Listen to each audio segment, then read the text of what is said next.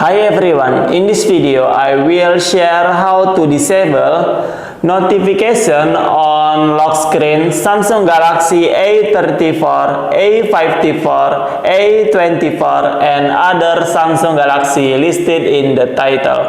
Okay, let's go to the tutorial. Don't forget to click like in this video and click subscribe in this channel.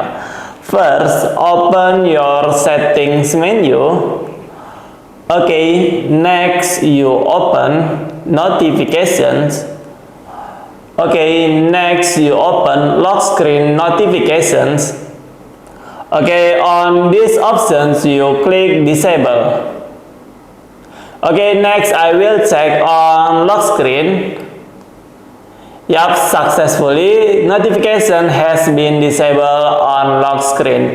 Okay guys, so many tutorial from me. I hope this tutorial is useful. Don't forget to click like in this video and click subscribe in this channel. Thank you.